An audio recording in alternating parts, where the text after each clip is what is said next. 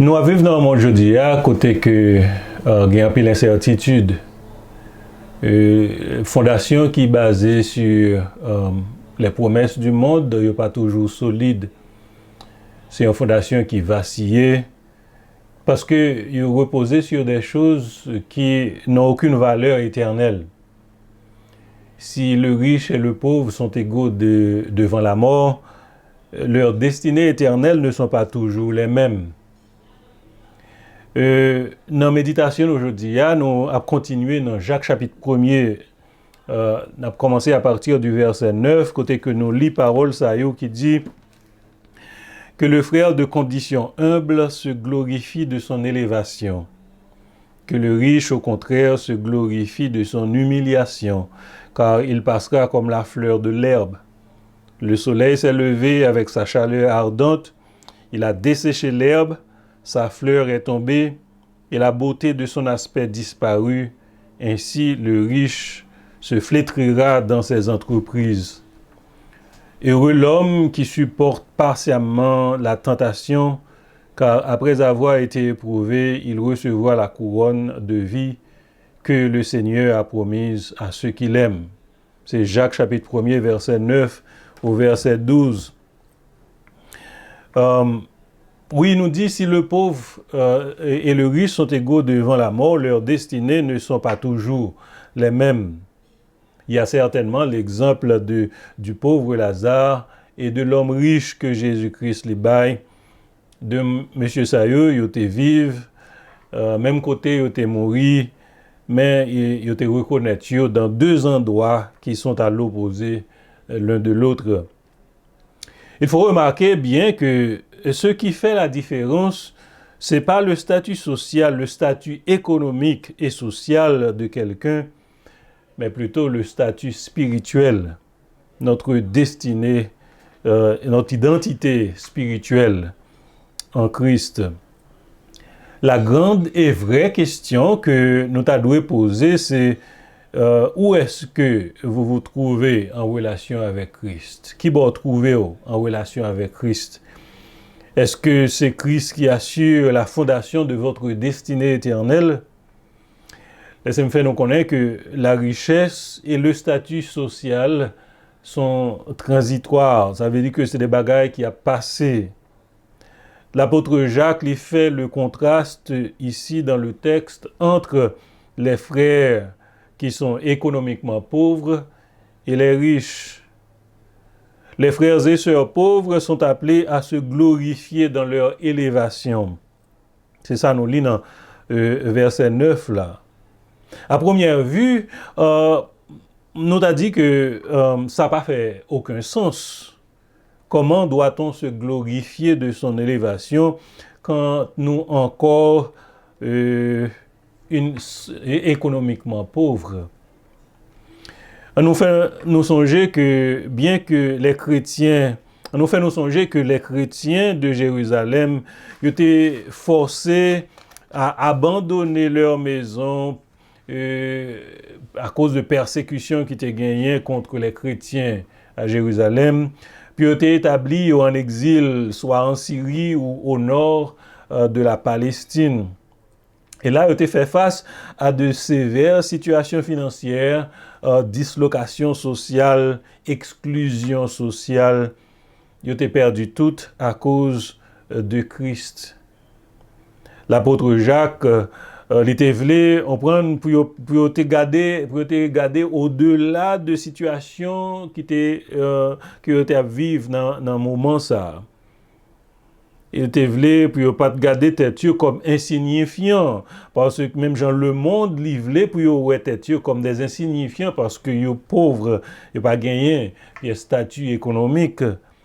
Mais il était voulu pour te garder tête gens que bon Dieu lui-même lui ouais parce que en Christ ils sont rachetés, ils sont justifiés, ils sont pardonnés et ils ont un statut en Christ qui dépasse tout statut social que vous êtes capable de gagner sur cette terre. Donc, ils sont élevés plus que ceux qui sont économiquement riches sur cette terre. peut-être ça, Léon Tijan l'a fait écho. L'apôtre Jacques dit on prend pour glorifier de son élévation. On prend ça fait écho de Jérémie chapitre 9 versets 23 à 24 côté que il dit ainsi parle l'Éternel que le sage ne se glorifie pas de sa sagesse, que le fort ne se glorifie pas de sa force, que le riche ne se glorifie pas de sa richesse, mais que celui qui veut se glorifie d'avoir l'intelligence et de me connaître, de savoir que je suis l'Éternel qui exerce la bonté, le droit et la justice sur la terre, car c'est à cela que je prends plaisir, dit l'Éternel. Je nous ai dit à l'heure, la richesse et le statut social sur cette terre sont transitoires, tandis que notre statut en Christ est éternel. Donc, nous devons prendre fierté, nous, plus en Dieu, plus dans ça que bon Dieu, on prend nous, de ce que Dieu nous a racheté, au lieu que nous cherchions prendre fierté, nous, dans les bagailles qui passent dans le monde. Ça. Retournons au contraste de l'apôtre Jacques dans le passage que nous soutenons. Le fait d'être économiquement pauvre, n'est pas qualifié nous automatiquement parce que pauvre économiquement on a dit que automatiquement moins qualifié pour la destinée éternelle et le bonheur éternel avec Christ. De même aussi le fait d'être économiquement riche n'est pas disqualifié un monde non plus automatiquement pour capable avoir une relation avec Christ. De même que la richesse dans ce monde est capable de servir comme une pierre d'achoppement pour les riches, pour qu'ils rentrer dans le royaume de Dieu. Même Jésus-Christ dit, il est plus facile pour un chameau de passer par le trou d'une aiguille que pour un riche de rentrer dans le royaume ciel-là. C'est même tout, la pauvreté ne doit pas être considérée comme un visa automatique pour nous capables de rentrer dans le royaume ciel-là. Aucune condition dans ce monde ne doit nous empêcher de nous glorifier en Christ. Que vous soyez riche ou pauvre, la porte du salut est ouverte à tous. L'apôtre Jacques les baille aux pauvres et aux riches la base sur laquelle ils sont capables d'établir leur joie et leur confort. Si nous cherchons le confort dans la richesse du monde, la considérer comme une folie parce que, je nous lis dans verset 10 au verset 11, il passera comme la fleur de l'herbe. Le soleil s'est levé avec sa chaleur ardente, il a desséché l'herbe, sa fleur est tombée et la beauté de son aspect disparut. Ainsi, le riche se flétrira dans ses entreprises.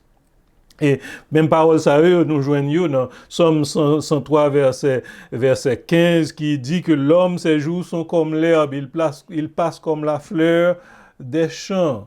Dans Job chapitre 14 verset 1 et verset 2, il dit l'homme né de la femme, sa vie est courte, sans cesse agité, il naît, il est coupé comme une fleur, il fuit et disparaît comme une ombre. Et c'est même parole ça que nous lisons dans 1 Pierre chapitre 1er verset 24. Il dit car toute chair est comme l'herbe et toute sa gloire comme la fleur de l'herbe.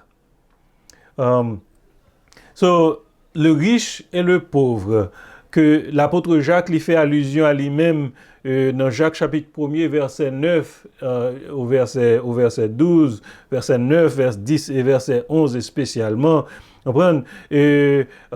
L'apôtre Jacques dit le pauvre, le frère pauvre, il doit réjouir dans son élévation.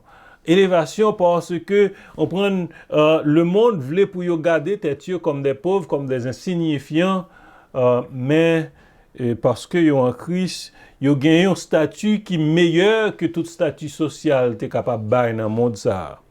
C'est même genre le riche, il a une tendance on prend parce que le monde garde yo à cause de riches, de richesse, de statut social yo qui est élevé, on prend pour yo capable prendre fierté dans richesse yo, prendre fierté dans statut social yo. Mais l'apôtre Jacques lui fait remarquer à monde qui riche yo que la richesse on prend si un bagage qui est éphémère, transitoire, qui a passé, qui est capable de passer comme la fleur de l'herbe. Pour yo les plus bon que yo prend yo garder, yo glorifier au plus, yo prend fierté yo dans humilité yo en Christ. Dans verset 12, il dit heureux l'homme qui supporte patiemment la tentation. Car après avoir été éprouvé, il recevra la couronne de vie que le Seigneur a promise à ceux qui l'aiment. Il y a une bénédiction qui promettent à ceux qui endurent les épreuves. Remarquez bien la tentation, le mot tentation ici, il référé aux épreuves. C'est le même mot dans la langue originale là qui traduit la tentation et les épreuves. Ce n'est pas ceux qui souffrent seulement qui sont bénis, mais plutôt ceux qui endurent et qui persévèrent. Ceux qui endurent et qui persévèrent. Les afflictions du monde, yo pas doué, on prend rendre nous misérables. Le chemin de la victoire est toujours jonché de souffrances et de tentations. Et dans la première méditation que nous avons fait quelques jours de cela, après une semaine dernière, nous avons fait allusion à un grand basketteur américain qui est mort, Kobe Bryant. Et nous avons fait une citation, une bagaille que il dit la douleur ne vous dit pas quand vous devez vous arrêter. La douleur est la petite voix dans votre tête qui essaie de vous retenir parce qu'elle sait que si vous continuez, vous changerez. Son en mi-temps épreuve que le chrétien est capable de trouver, il est appelé pour le persévérer et c'est persévérance qui va permettre que nous arrivions dans le point côté dans verset 12 là, il dit ça eux qui persévérer, qui continuer patiemment, on va gagner la couronne de vie. C'est même genre les métaux, on prend yo éprouvé yo par le feu pour capable montrer leur excellence. Donc le chrétien éprouvé sera un chrétien couronné et sa couronne sera une couronne de vie. Songez ça que nous portons la croix seulement pour un moment. Ça veut dire que le moment souffrance, c'est pour un moment. Et même si tu as 10 ans, 20 ans, on prend c'est pour un moment. Ça ne veut pas dire que souffrance douce, mais nous portons pour un moment. Mais la couronne de vie sera pour l'éternité. La couronne de vie sera pour l'éternité. En Haïti, il y a un pile de monde qui vivent dans la pauvreté, mais contrairement avec les chrétiens de Jérusalem, c'était persécution qui t'est poussé, qui t'est fait que tomber dans la pauvreté. Nous-mêmes en Haïti, c'est pas à cause de persécution. D'ailleurs, on a un pile de monde, chrétiens et non chrétiens, dans la pauvreté. Une pauvreté qui est due à cause de la corruption, à cause de la méchanceté des hommes. On prend les politiciens, on prend qui rendent un pays qui était la perle des Antilles, venir pauvre. Mais nous-mêmes, qui sommes chrétiens, quoique nous avons efforcé nous pour nous capables faire tout, pour nous capables de sortir dans le niveau de pauvreté que nous y est, mais nous songeons que on prend notre destinée éternelle est en Christ. Et nous gagnons une espérance qui est certaine en Christ. Nous sommes capables de reposer nos souliers. Et spécialement dans le moment de pandémie que nous y on prend avec COVID-19, nous mettons confiance en Christ, espérer dans lui-même. Lui-même qui a délivré nous qu'on y est, c'est lui-même qui est capable de nous le bonheur éternel. Que Dieu vous bénisse.